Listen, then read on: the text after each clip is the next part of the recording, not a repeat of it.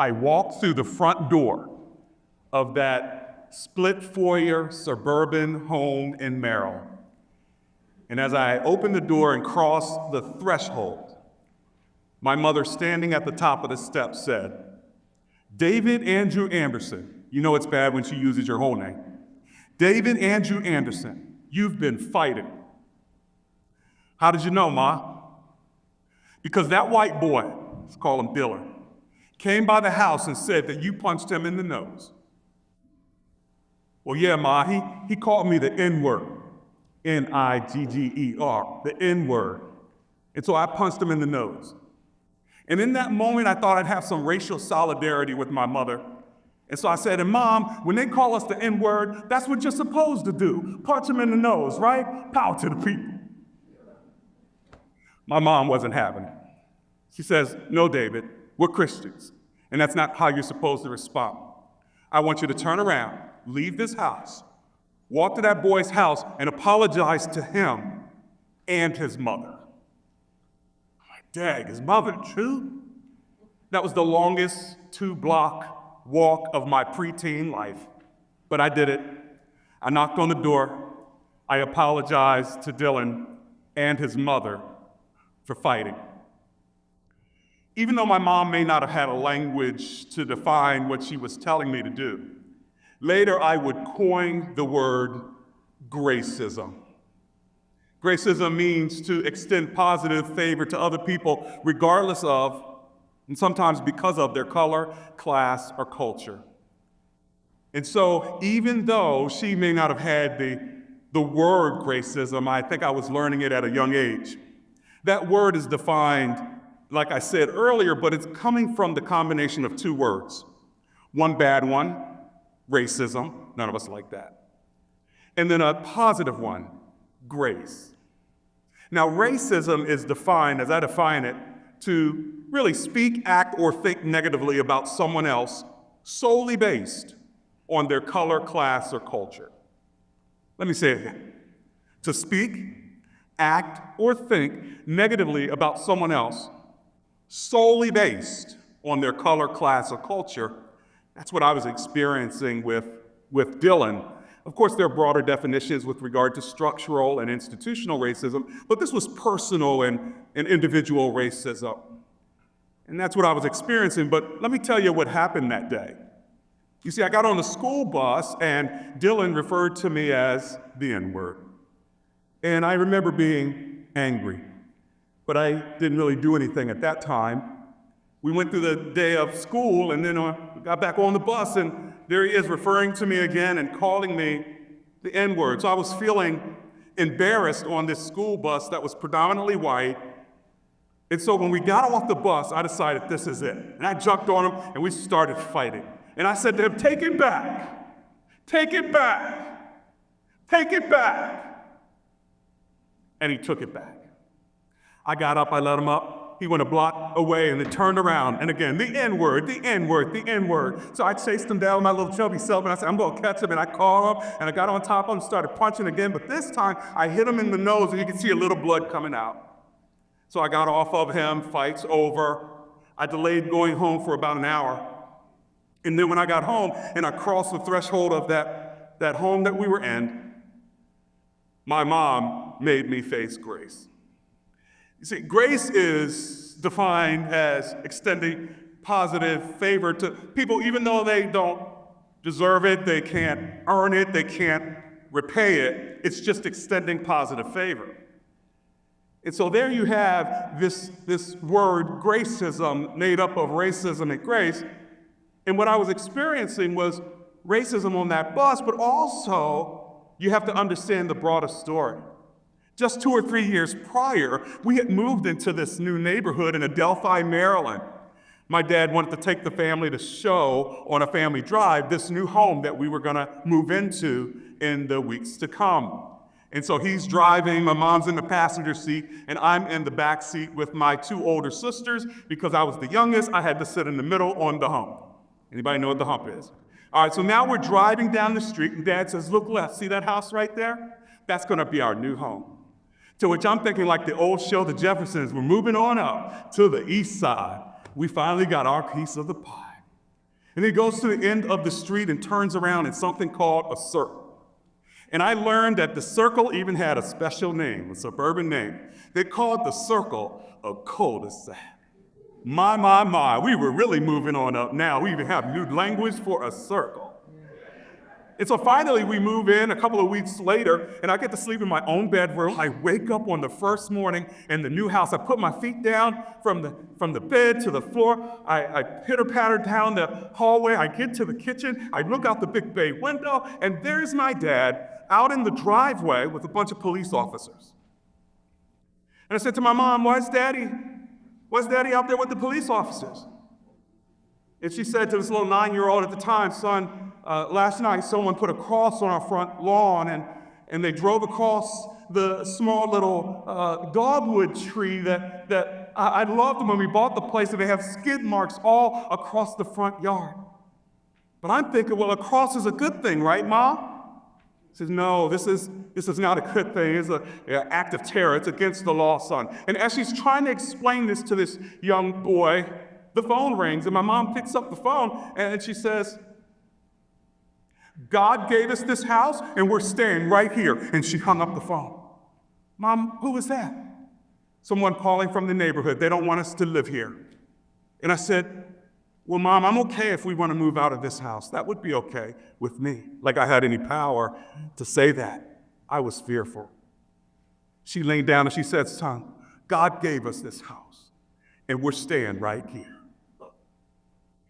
And so it's at this time that I'm realizing that I'm experiencing all kind of feelings I didn't really knew I had before.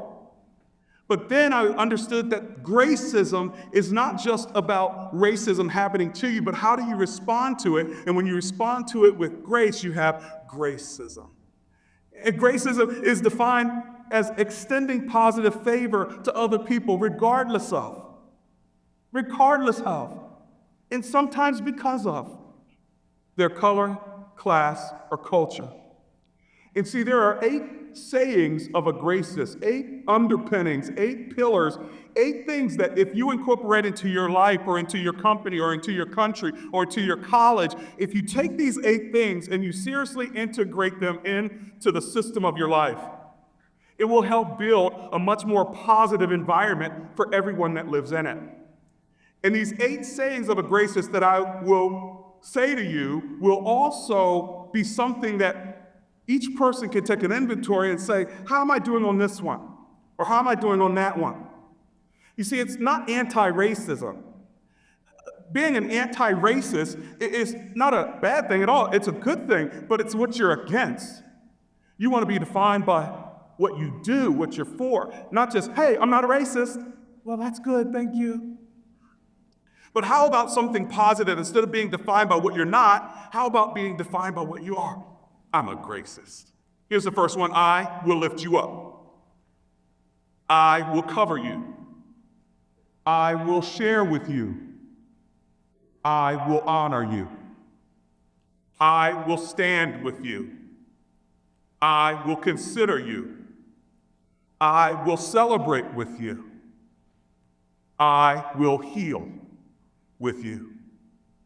The 8 sayings of a gracist. Lifting others up means that you are lifting up the humble and assisting and elevating them towards success.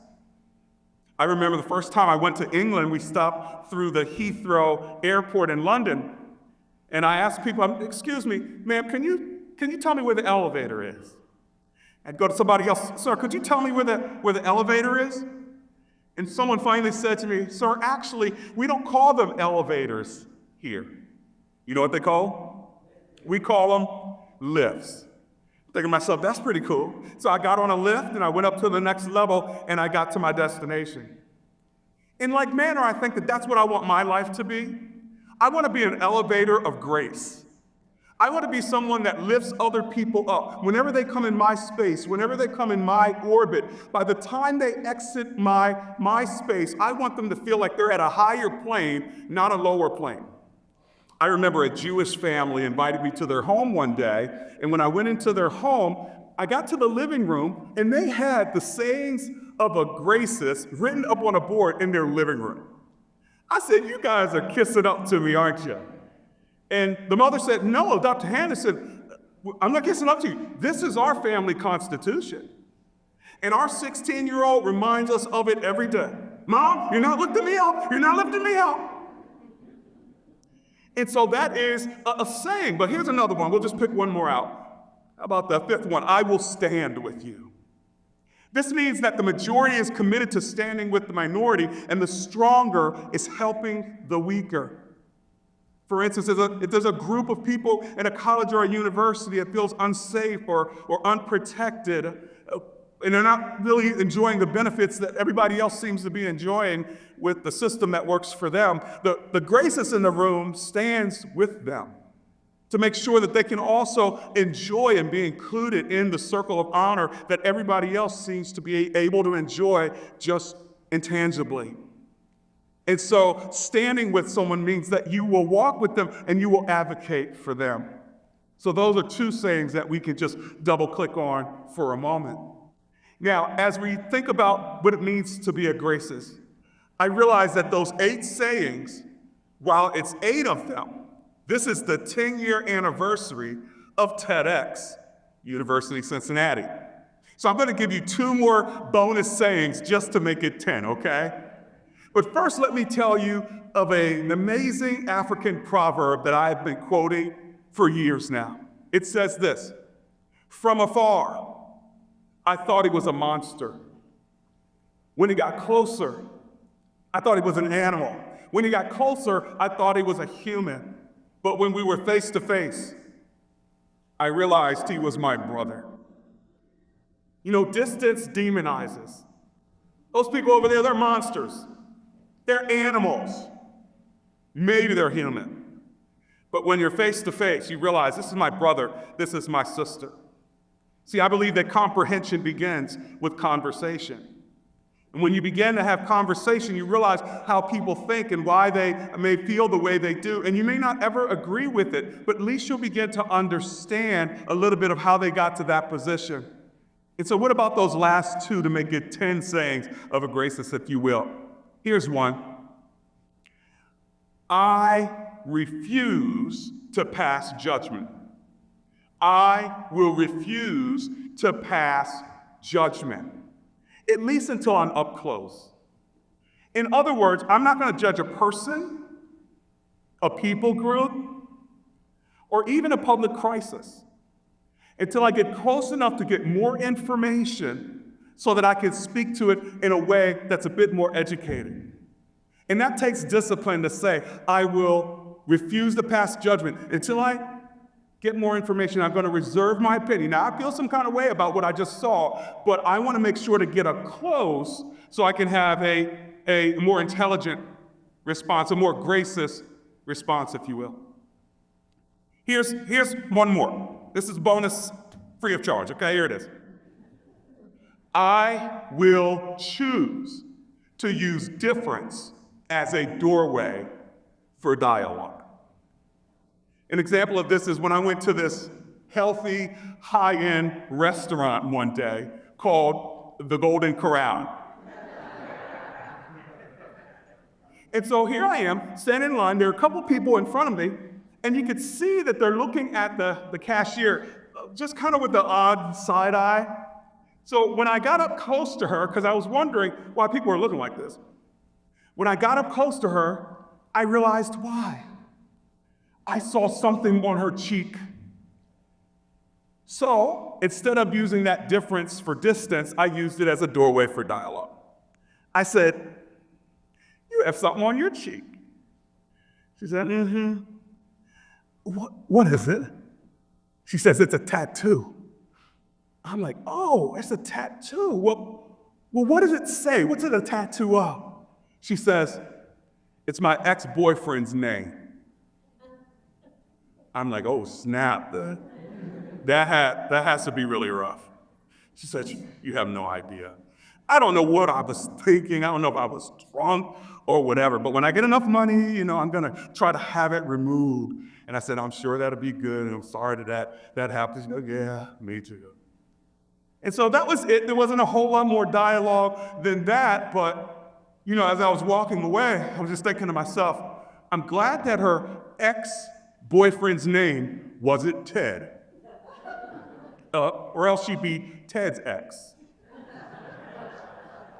So anyway, I moved on with getting my meal, but I think in that moment, just somebody acknowledging the difference and being able to have a conversation about it made her feel like there was some empathy and a way of her to get it out as well. Well, we've learned really 10 sayings of a graces. But so what?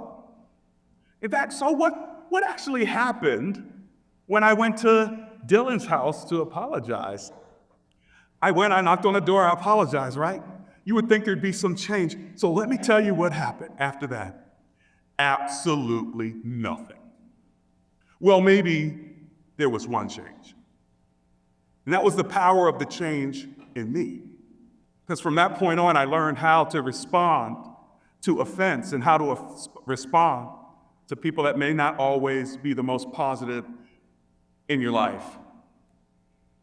And since then, I have been able to convene transformative conversations around the world where there are deep divides to try to help people understand one another through building bridges of conversation and peace. And I've seen Gracism work its power on the streets of American cities when there are protests and in colleges and universities when they're needing a curriculum to help them, or companies and corporations that are trying to figure out how do you create a culture that's actually going to help people to get along. And so my life's been committed to that kind of bridge building. And it all really began when my mother made me take that long 2-block walk. And I wish that I could say there was a better ending to the story, like a Hollywood ending, sort of a Hallmark kind of moment where Dylan and I became best friends and we were singing Ebony and Ivory, living in perfect, unity on the bus or something like that, perfect harmony. But none of that actually happened. But the change in me is helping me bring a change in my world. And even though I walked that 2-block walk to have that transformation happen to me, maybe some of you might need to take a walk as well towards someone. Not excusing their racism or their bad behavior, but demonstrating what it means to embrace gracism. Thank you, Mom. Thanks to all of you.